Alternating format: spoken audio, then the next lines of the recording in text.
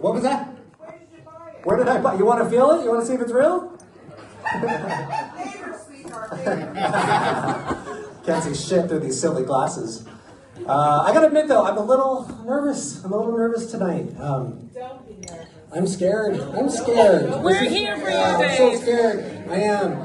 I think it's because this is such a classy high-end crowd. Like Greystones. Like I'm not one of you. With your fancy coastal living and your upscale restaurants and all your fucking money. Yeah, I live in a much rougher part of Ireland. I don't know if you've heard of it. It's called Delgany. Yeah. And I'm not talking about the nice part of Delgany. It's like South Central Delgany, okay? Like inner village, all right? You'd know it if you saw my house too. Of all the houses in my area, the one I bought, it's probably the smallest mansion right here. Yeah. Anyway, yeah, you look like a great crowd. I don't think we're gonna win any diversity awards tonight. Yeah, I don't think I've seen this many rich white people since about 6 a.m. this morning at the Cove, actually. The only ethnic outlier here is my hair. What about me? You don't count, Pratik. You're the whitest person I know. This guy's an Irish police officer and he loves Bryan Adams. No, thank you so much for coming. I'm, to no surprise, I'm not originally from Delgany. I'm from Cork. No, see, my great-great-great-grandparents, they were from Ireland, and during the famine, they had to board one of those coffin ships. Those horrible, awful, dangerous vessels full of sickness and disease. But it was either that or Ryanair. So they got on this boat and it set sail for a land of hope and opportunity. But instead, they ended up in America. So, yeah. And to be honest, and out of fairness to America, they were very successful there. They started a business that grew and grew, and they were able to actually pass that business down through the generations of my family. Now, I did not inherit the family business. I did inherit their Irish alcoholism, though. So I'm very grateful for that gift. And in line with the Alcoholics Anonymous program, I took the steps. I really committed. Step 1, admit you have a problem. Step 2, try to stop drinking. Step 3, put her to the test and move to fucking Ireland. So that's my story. It's weird living here all these years and starting to learn more about American stereotypes and realizing that I am guilty of all of them. So often I find myself smiling too much or talking too loud. Sometimes I shoot up in elementary school. Yeah. I think it's just the difference in how we're raised. If you're raised in Ireland and you have sad feelings, you just bury them. But in America, when we have sad feelings, we just bury each other, motherfuckers. Yeah, but you're weird too in Ireland. Okay, you got some weird shit going on. For example, in America, we might obsessively scroll through Instagram. In Ireland, you will obsessively scroll through rip.ie. We just want to know which of our exes are dating. You're looking for which of your exes are dead. This is dark. This is some dark shit. You should be ashamed. Anyway, I met a man in Delgany. He was an old man, and he had lived there all his life. And he said, "Tell me, Dave."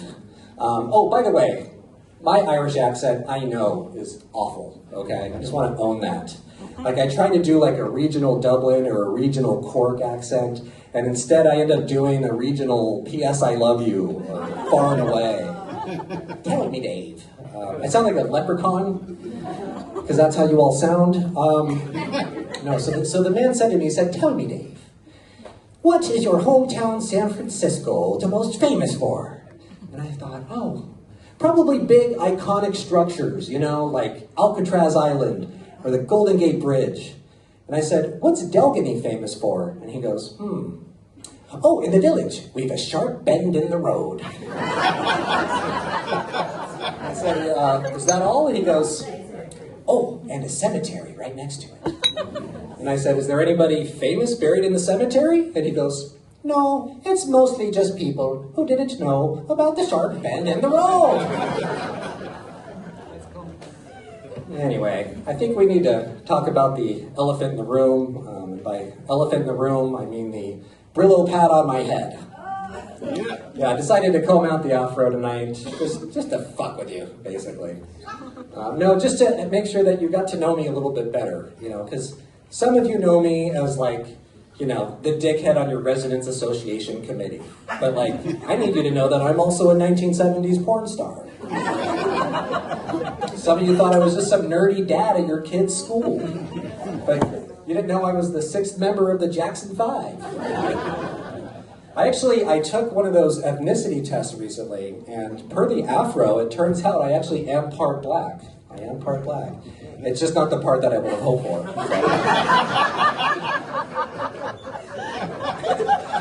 My wife's over there going, it's true, it's just the hair. No, I like having an afro. It's fun because a lot of guys have these really generic haircuts, they'll just get the standard buzz cut or the low fade. I get the miniature poodle. It's cool too because at the barbers they actually charge me less if I let them cut my hair with the hedge clippers. Honestly though, the main reason that I combed out the afro is tomorrow I have a Ryanair flight and I don't want to get sucked out the window. Just a big plug. I'm going to save my life and everybody else's. Did you hear about that Ryanair flight? Yeah. Jesus Christ. Supposedly, Ryanair is so bad that the guy that was hanging halfway out the window with his wife holding his legs, he just said, you know what? Let me go. I'll take my chances. I can't help but think that right before that happened on Ryanair, when the flight was calm, everything was fine, the Ryanair stewardess was sitting there thinking, God, she's thinking, God, could my job get any worse? And then God said, hold my beer. And all hell broke loose. I can think of a worse job, though.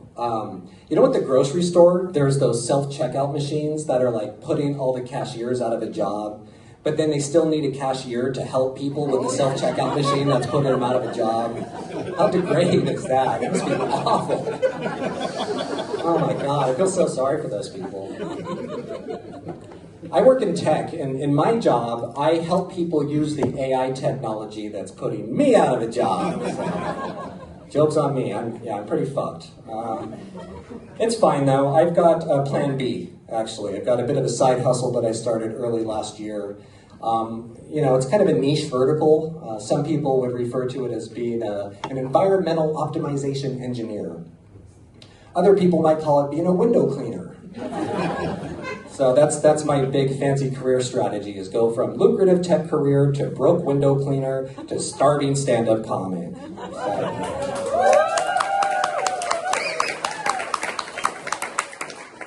So for more winning career advice, come see me after the show. No, it's fine. My wife was not on board with this window cleaner concept at first. But then she saw me come home with those Snickers work trousers on, and she came around so fast. I guess she thought it's great.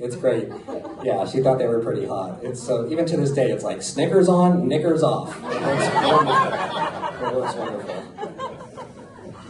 Yeah, speaking of my wife, it's weird that I'm married, actually. It's very strange. I was out there dating for years and years, just really unsuccessfully.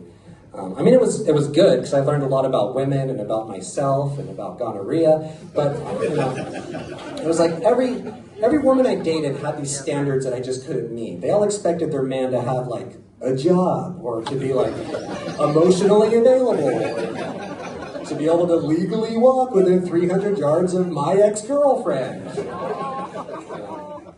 But then I met my wife. She's my cousin, actually. She's Irish. Yeah, marrying an Irish woman, nobody warned me. Nobody told me. I was not prepared. I didn't know that so much of my life would be taken up by hearing about the Dunn's 10 euro voucher where you spend 50 euros. Oh my God. I don't want to spend 50 euros at Dunn's. I didn't know that I didn't know that I would get such constant re-education about home appliances. Like, frequently, probably twice a week, my wife will say something like, you know, you can reheat your dinner if you put it in the microwave. I didn't know that my wife's Irish family would be so hard to win over, either. Like, her Auntie Aoife. We can't win with Auntie Aoife, can we? A few years ago, we bought our first house. It was the first place we could afford, and it wasn't a genuinely dodgy part of Ireland. It's called Dublin. And we told Auntie Aoife about it. She said, "Are you mad? The place is a kip. You could have done better. You could have done better." And we heard that shit from her for like 5 years. So we were so excited to go to her one day and say, "Hey, guess what? We sold that house. We bought a new house in Delgany." And she went, "Ooh, Delgany. Well, congratulations, Mr. and Mrs. Notions." And then she started to like spit out this Irish gibberish. I had no clue what she was saying. She said, "You know, 'tis far from Delgany you two were raised." I was like, is this a fucking riddle? Just trying to make this woman happy. She turns into Rumpelstiltskin. Yeah, it's cool. It's fine. She's dead. So no, you'll see her on RIP.ie. I wouldn't trade for the world. So my wife and I, we just celebrated our 9-year wedding anniversary. Yeah, when we met through a mutual friend. What was her name again? Oh yeah, the internet. Yeah. We decided to meet in Ballsbridge in D4 off of Leeson Street. Great neighborhood, wonderful restaurants, amazing prostitutes. We met at this pub, and I got there first because I was more desperate. And Claire walked in, and I saw her come through the door, and I went, "Oh." And she saw me, and she went, "Ugh." But I was smitten right out the gate. Like, because she had, in my opinion, these really sexy, classic Irish attributes. You know, she had like freckles on her nose, and she had the Irish accent, and she had the Irish fake tan. That distinct shade of yellow and orange. I'm pretty sure that's the color of cirrhosis. And it's great, it's sexy, because it's like an Irish girl's way of saying, you know I like to get down and party hard, because my liver doesn't even work anymore. Yeah, she looked so hot. She was all dressed up, so with the fake tan, she looked like a horny Oompa Loompa. Like, that shit's my kink. She looked like a hot Donald Trump.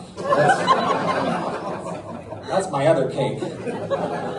So I walked up to her and I said, "You are beautiful." And she looked at me and said, "You are a 4." But I was determined.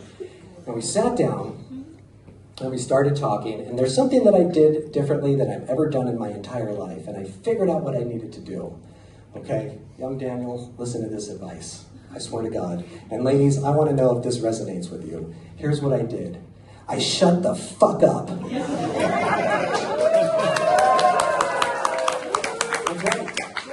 Yeah, I stopped talking, and I stopped talking about myself. Because Daniel, they don't want to hear about the lads.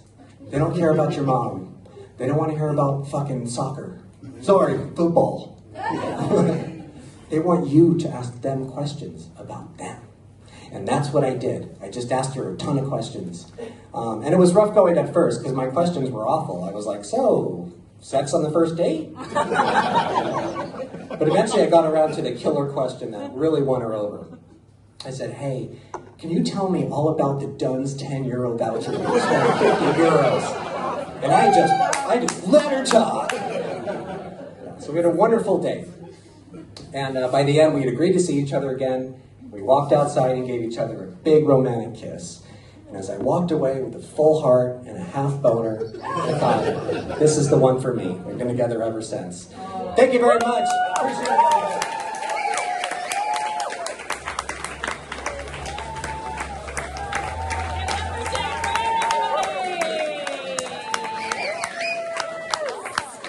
Okay, are we having a good night? Yes, that's great. We're gonna take a wee break so you can can go get some of those fish bowls of gin and tonics, and I don't know what else they have at the bar here in Greystones. You know what I mean? It's much nicer than the mermaid. The mermaid is great. Yeah, we just